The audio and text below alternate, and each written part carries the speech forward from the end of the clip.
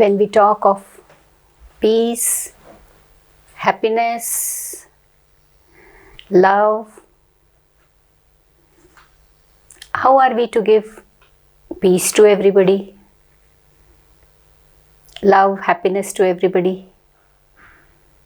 And how are we to stay peaceful, happy, loveful? Because that is what is the aim of our lives, isn't it? Somebody of you might be thinking that earning lot of money also is aim of my life. That's fine. But we need to ask to ourselves that why do I want to earn so much money? Finally, it is to experience happiness. Or I want to have so much money so that there won't be tensions in my life. Financially, I will be sound, so I will have peace of mind. And therefore, I need to earn money. And so even behind earning money, what's the aim? That I want to be peaceful, I want to be loveful, I want to be happy. And I want to share all these with others. Presently, if we look around, these three values, peace, love, happiness, how much are these within you and outside you? How much are you able to see these in others as well as in you?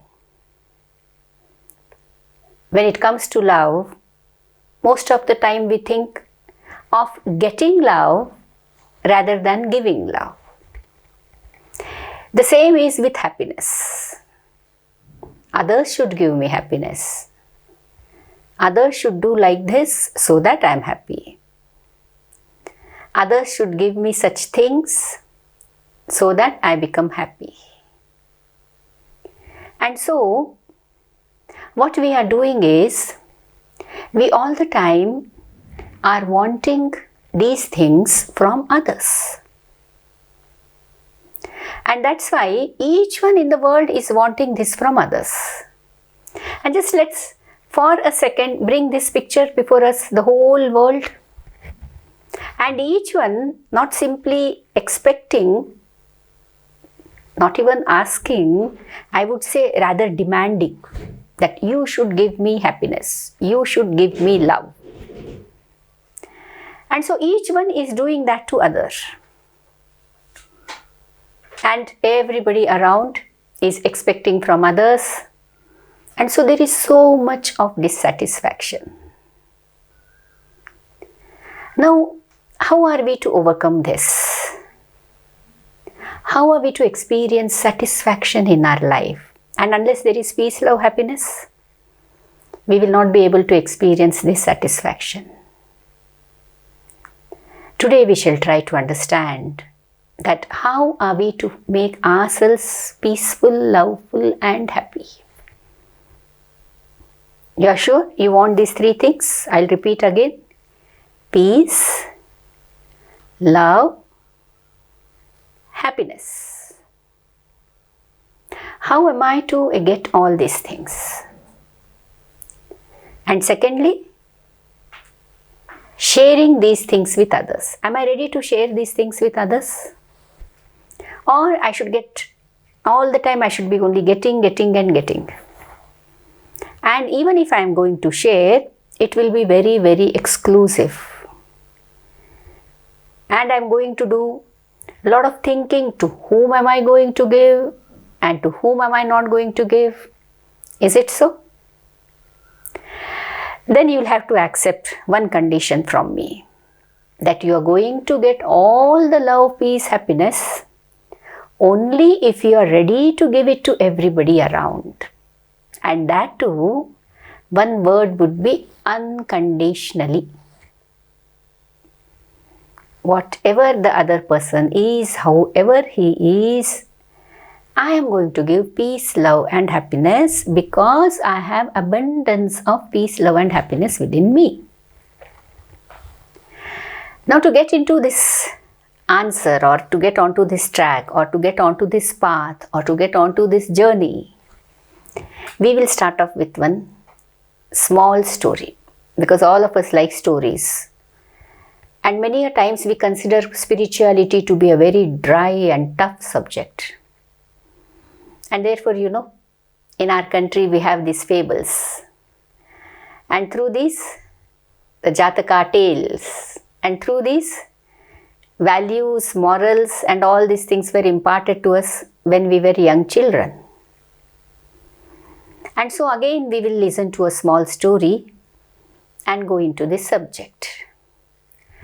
There was once a woodcutter, a very sincere person, and he wanted to see to it that his family does well, his children, his wife, then his parents, everybody should be happy.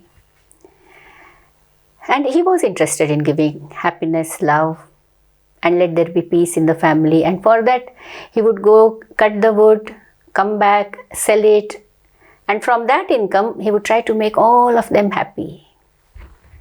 And that is how he wanted to show his love to all of them. Over a period of time, the amount of money he was getting back home slowly began to come down. Why? It's simple. The wood he was cutting was becoming less. And why was the wood he was cutting becoming less? Were there no trees in the forest? No, I am not talking of the times of today. I am talking of some time back when the forests were, very full of trees. And so what was the reason that he is cutting less wood? Would he go to cut wood and just sleep over there? No. He was very much interested to serve his family. And so where was he going wrong? He was not able to understand. Can you help me? Can you help the woodcutter? So let's say now you also are the woodcutter, one more woodcutter, and you also are going with him to the forest cutting the wood. But again you are cutting more wood, he is cutting less wood in the same time. The lunch break also would be only for, let's say, 15 to 20 minutes, and again cutting wood, cutting and cutting. Yet the logs which he cut and the logs which you cut, there is difference. You are cutting more logs, you are getting more money, and he is getting less money. So as a friend, as a neighbor, as a person in the community, in the society, you want to help him. Can you help him? Do you know what the problem exactly is? Let me tell you. The problem is not that he is not cutting wood. The problem is not in his technique. The problem is in his tool. What happened to the tool? His tool is the axe. And over a period of time, this axe has become blunt. And so, you have to sharpen the axe. So as a good friend, you tell this person that, hey good man, you have to sharpen your axe so that again you can cut lot of wood. And this man looks at you sternly and says, look, I have no time for all these things. I am so busy. I have to gather the wood, go back to the market, sell it, then bring back the money, take care of the family and all that. Again next day morning I have to come and cut the wood. Where do I have the time to sit and sharpen the axe? Then you say to him that it's only going to be a matter of some time. Let's say 15-20 minutes. And because it's a long time you have not sharpened your axe, if you do it on a regular basis, then it's not going to take much time, and so you're not going to spend much time in sharpening the axe, which you think sitting idle and sharpening the axe, and then you will be doing a lot of cutting of the wood. But our woodcutter is not ready to buy the argument. Are you ready to buy this argument? Do you think this is something which needs to be thought over? We are all, so busy in our lives, like the first woodcutter.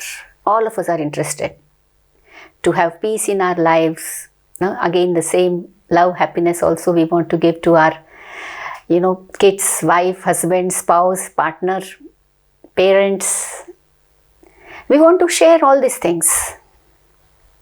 And so, we are doing this, we are doing that, like the woodcutter is doing this and that all the time, always into action. And we think that hard work is to be always in action. And so, over a period of time, we haven't worked on one very important area of our life. One very important tool which you use on and off all the times and nearly 24 hours of the day, all the 7 days, for so many years. This one tool you have been using all the time. From the time you started understanding, from the time you became conscious of your existence. What's your axe? Whatever you are doing, you have always been using this tool. Does this tool come to your mind? Yes. This tool is your mind.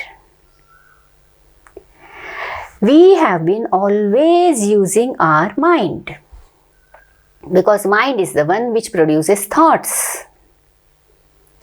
Our thinking, our decision making is also important, and we have been doing all this thing all the time. We have been using our mind, that's our axe. But how much are we taking care of our mind? And do you think it doesn't matter? Or we have to be really mindful of the quality of our mind. We have to be mindful, we have to be aware of the quality of thoughts that are coming inside me. I should be aware of the emotional state in which I am. I should be aware of the way I respond, or I rather use the word react, to people around me and to situations around me. Am I mindful about that? And many a times we say, oh, I don't have time to think of all these things. I have so many things to do. Then we are behaving like this, the first woodcutter. We need to give time to this tool, the mind part of us. We need to nurture it properly. We need to strengthen our emotions in a positive way. We need to think positively. And for this, we need to give time to ourselves. I would even say the physical health part of it also, being fit physically, but equally being fit mentally. And here is where spirituality comes into picture, which actually helps us to keep spiritually healthy, emotionally healthy. This thing what we call as positive thinking, how is it going to come inside me? How will I be able to develop? How will I be able to give up on my old way of thinking? Now here is where spirituality, spiritual strength and all this is going to be helped. And so today, as you are listening, let us decide that you are going to give time to your own self. You are going to give time to your own mind. Because let me tell you, our mind is like our baby. Why am I saying baby? Because we give birth to a baby as a parent. That's when we are called as parent. So similarly, we create a lot of thoughts inside us. We create. So we are giving birth to thoughts. So what is the quality of the thoughts to which I am giving birth? And should there be lots and lots and lots of thoughts all going haphazardly here, there, and you the creator are not able to control your thoughts or take care of your thoughts? or able to give direction to your thoughts as a creator, as a parent of the thought, as you are worried about your physical creation, your children. We need also to take care of this mind, the child inside us. All of us, therefore, whoever we are, maybe physically young, 15 years old, 50 years old, 75 years old, 100 years old, physically the body age may be that much, but the mind also has to be taken care of. And who is going to help us to take care of our mind? That area, that thing is what is called as spirituality. And when many of us hear this word spirituality, we only always think, no, I'll have to give up so many things. I will have to become like a sage, a sannyasi, a rishi, a seer, a saint. Give up. And we are not ready to give up. We don't want to give up. And therefore we think, oh, spirituality is not my journey. Or I will think about this later in my life, like the woodcutter. Over a period of time, his axe has become blunt and he thinks, no, I still don't have time. I have to do this work. So many of us, in taking care of our families, in taking care of our profession, in our personal lives, taking care of our health also, I would say, we are not trying to understand the importance of this very great potential, this great dimension of us, that is our mind. And our country, Bharat, I would say, especially I use the word with lot of awareness, Bharat. India is what, others have been calling us. So in this great country, we have a great heritage. But what is seen is, it's given by the sannyasis, the one who have taken sannyas. And sannyas is not possible for me. I am a householder. I am very much into this world. And so, maybe it is not still the time for me unless I take Vanaprasth. I become Vanaprasthi. Only then I will look into all these things. And sometimes I jokingly say, when you become a Vanaprasthi, by then you have lost your teeth and you're not even able to say Ram. Ram, Ram nahi, Lam, Lam. You can't even say things. You can't even sit for long hours. Long hours what? Even half an hour you will not be able to sit. Your back is not supporting you, your knees are not supporting you, your eyesight is not supporting you, your confidence is less now because you were always depending on your physical strength. And so how will you spiritually empower yourselves then? So when I would say this tool, the physical tool, the body is okay, this is the time we should also be thinking of learning how to empower our mind.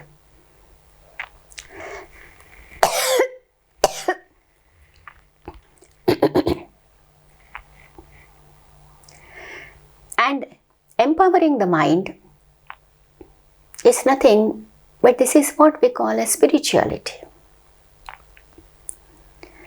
Spirituality is talking of how to get connected to your self in a non-physical sense. And you'll say, can I explain it to you again? Yes. Our existence is not only at the physical level, is it not? And we can understand that. Everything is going on in the mind which is abstract. Are our thoughts visible? Are our emotions visible? Are our ideas visible?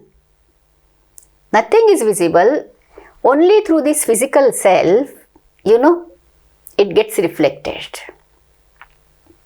Somebody sees at you and says, oh, today you look in good spirit. What is good spirit? Is there more makeup on the face? Or have you put on more lipstick that day? Or you have put on a very, very bright dress that day? No, they are looking at you. You means you with your emotions, your thoughts. They are looking at you and saying, today you look very bright. And inside that today you are feeling very happy. And that's why it's being visible in the physical form, the body. The physical body is only a reflection of our thinking, which is all very subtle, our emotions, which is all very subtle. And so I would call it, we have existence at two levels, at the spiritual level and the physical level. And therefore, in today's world, the physical part is, totally taken care of. What sort of houses, what sort of cars, even the medical aspect, there is so much and so much and so much improvement. But one area which has been very, very much neglected is the area within. Understanding our mind, understanding our thought processes, the relationship between the mind and the body, the relationship between the mind and the mind of others. Now this area is the area which needs to be really explored, and the peace, love, happiness which we were talking, it's all so easily available. There is abundance of all these things, and continuously as an altruist, you are always giving this peace, love and happiness to others.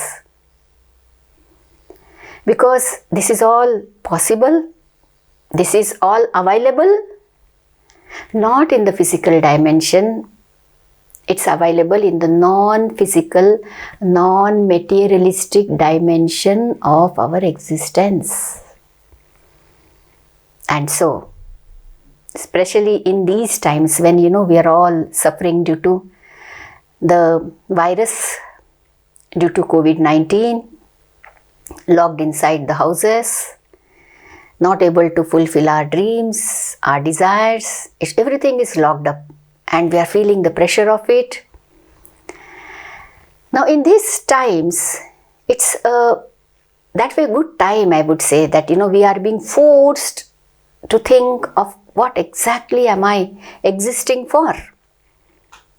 And we are hearing that people may be rich, may be poor, may be educated, uneducated, maybe in a very high post, maybe unemployed. All are treated in one way by this virus corona, and we are seeing deaths in your family, and there is so much of sorrow, there are such deep wounds, and only medical science, depending only on the medical science, that one day science is going to find something about this and we'll be out of it. But even before that happens, we need to survive this condition, which is affecting us, affecting the whole world, not only from medical point of view, not only from health point of view, but economically also. It's a very, very big struggle before us, a very big challenge, and from where we are going to get help. And one area I would say to all of you, brothers and sisters, is this area of let us explore the spirituality. Let us explore the power of our mind.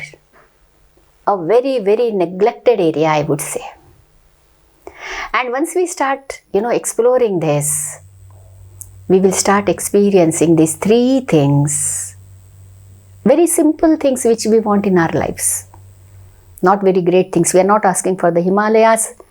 We are not asking for the stars from the skies, nor the moon, but very simple things called peace, love and happiness. Even if we see the nature around us, if we see the animals and birds, and if you compare yourselves with them, who are better placed? When you look at them, we feel peaceful when we look at them. We feel the love, we see the happiness. The moment we look into nature, the moment we hear the birds chirping, we feel so happy. And when we are talking among ourselves, Do we feel that bliss, that happiness? So materialistically, we have really progressed. But what about us as beings, as human beings, with emotions?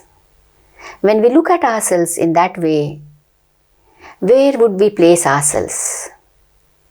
Could be animals are not so intelligent, but they are really intelligent. They have the intelligence to make their nests, and their nests are able to survive the storms. Many of our houses today are not. They collapse. They know how to go thousands of kilometers without the GPS, and we need so many things. They know how much to eat, when to eat, what to eat, and if they think that the digestion is not good. No, you might have seen a dog or a cat in your house. How much ever you keep the food before it, it's not going to touch. How about us? How about us? And so, to make our lives more better, bring quality to our thoughts, quality to our emotions, let's explore this beautiful area of spirituality. And let me tell you, for exploring this area, you don't have to renunciate the world. You don't have to take sannyas. And even if you have to take sannyas, it will be renouncing anger, renouncing greed, renouncing ego. And that's fine, is it not? Because nor ego, nor anger, nor greed, nor attachment, nor lust, nor laziness, nor hatred, none of these are of any help to us. Have they helped us? And something which is not of use and something which has not helped me is not of use to me. And so something which is of no use to me, I just have to give up on that. Actually, do I actually call it as renunciation at all? But yet, how to give up on these things and experience values in our lives? Let's enrich our lives.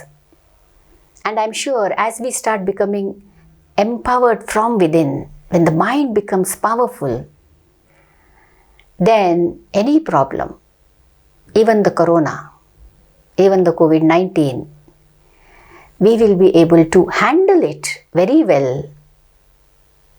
And definitely, the medical science is there and everybody throughout is working. Things will become better. But let's not totally depend on that. Let's, as an individual, an empowered being, how I can help myself and how I can help people around me.